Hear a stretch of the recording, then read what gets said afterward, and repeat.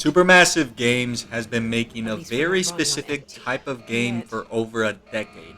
Until Dawn seemed to be a pivot point in what Supermassive wanted to make. No more Doctor Who, the Eternity Clock. Now you get Doctor Boo, the Scary Spot. Choice-based horror experiences have defined Supermassive ever since Until Dawn, and the ones that came after that incredible game seem to always fall in two brackets for me. The ones I wouldn't recommend for being buggy, more Scooby-Doo than Barbarian, or just stories I couldn't get into. And the ones I would, for having a great cast, plot, and pace, coming close in scale and vibe to Until Dawn, or just dumb fun. Stan's about to die, but he's...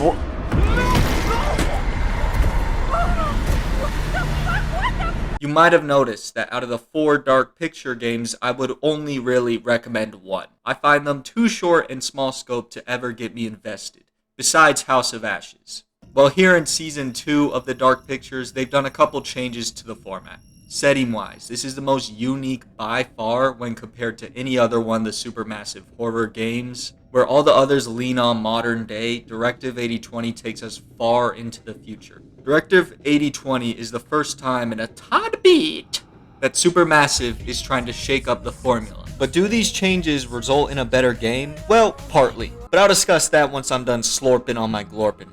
This isn't about fortune and glory. We were chosen to clear a path for history to be made. Think about that. We trained together. We launch together.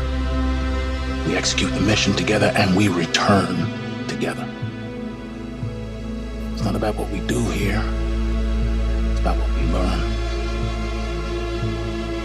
Data we gather forge the way for the next great leap in human progress. Don't worry about any spoilers. I will talk about and may show some choices, but never the outcomes to those specific ones. These games are all about every decision you make, so I want to make sure that I show as little as possible in this review. First and foremost, I have to say this. 80% of the crew here have absolutely dead trims. They were violated by their barbers.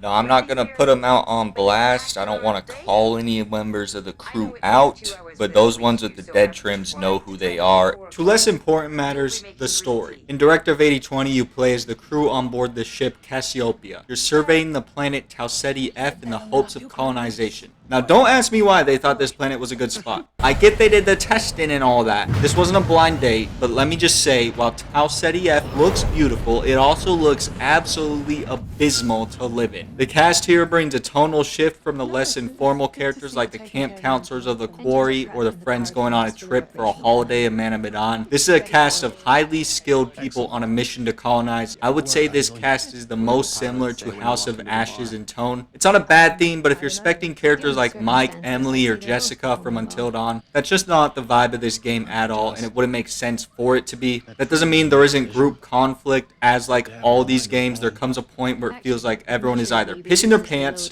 pissed off, or wanting to verbally piss on someone. There are 5 playable characters, my personal standouts being Nolan Stafford and Samantha Cooper, with 6 more minor roles, my favorites there being LaMarcus Williams, Noah Mitchell, and Zoe Anders. I think the opening of Directive 8020 is pretty weak, like the entire first episode. If you've played all Supermassive horror games before, it runs extremely predictable, and I was hoping it would play on your expectations slightly, but it doesn't. Thankfully, with episodes 2 and 3, you're thrown into the dynamics of the entire crew, and that's when the story starts to gain investment from me. I think the story here is overall solid. It's got an interesting plot with this alien organism that you're trying to understand as the game goes along. You're also trying to figure out the motivations of the company Corinth that employs the crew. I didn't find myself connecting with all the playable characters, and a very sick and twisted part of me had the urge to kind of just kill some of them so I could get more screen time with the people I actually wanted to play.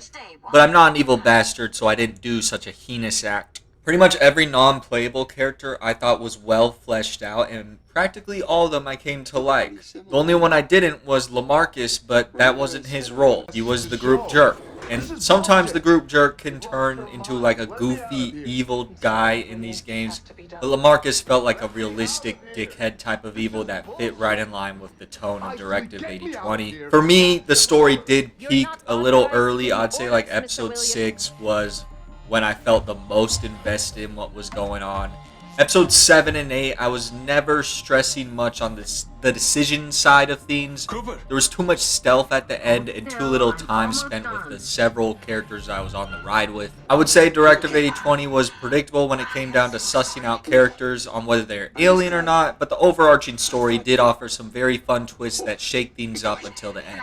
What I love most about Supermassive games is how 8 games deep in these type of experiences, I still make dumb decisions and I can't foresee the consequences when they spiral out of control. Around the halfway point, I was feeling like Bobby B after the boar. I always ride with my mistakes because I like to feel the consequence of making a wrong decision or causing a character to get killed. It makes me connect to the narrative that much more when a wrong decision might mean my favorite is pulverized. But if you don't want to lose a character for good, there is now a feature called Turning Points, which operates as a rewind to make sure your favorite to make it out of scenarios. It's a cool feature for those who want it, and for people trophy hunting, it'll probably be a lifesaver, but it's not for me. There also is this whole mimic scenario with this alien organism that kind of is reminiscent of the Thing, where it has the ability to pretend to be human.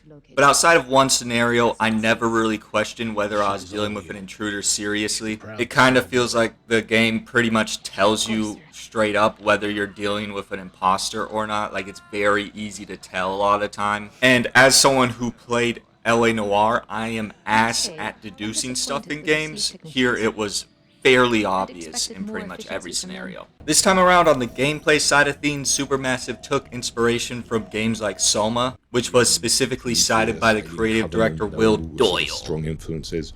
And then, I guess, Soma, what they did was really interesting. Was it's a narrative game, and they introduced the idea of these monsters that could kill you if they caught you, and they did it in a really, really good way, where the kind of overall level of difficulty was pretty easy to deal with, but it was still really, really scary. If you haven't played Soma, you should check that out. It'll turn you into the one-cheek wonder. I don't think Directive 8020 here succeeded in capturing that same tenseness that came from Soma. Soma wasn't necessarily hard, but its use of sound, atmosphere, as well as it being in first person, create a level of immersion on the sticks that just wasn't as dreadful here. The stealth didn't really feel warranted, and I personally would have rather had the stylistic cameras and the quick-time decision-making that came from the previous experiences over the simplistic stealth segments. Especially as we entered the final 2 episodes of this game, I was starting to get annoyed at how often stealth was being thrown at me. The stealth never got more difficult. It felt like walking through mud and holding me up to the bits I actually wanted to do. The exploration is a step up. It's mostly the same, but the addition of being able to message other crew members during exploration was a fun addition. It's small, but it adds conversations and helps build an attachment along with fleshing out individual relationships between all the characters. Oh my god! Why couldn't you be a little stealthy? In comparison to Supermassive's other experiences, I think Directive 8020 is just as good at giving interesting dilemmas. Most choices didn't feel good or bad, more just want to go this route or this route, which is what the choices should be for a majority of the experience. Conversations shape out virgins and destinies for these characters, and by the end, I never felt like a character didn't fit the spot they ended up in. I did feel that while there were a lot of reveals in the final 2 episodes, I wanted more choices there. I wanted to make more impacts with the characters. It felt like their destinies were already written, which is fine because I did result in them getting there.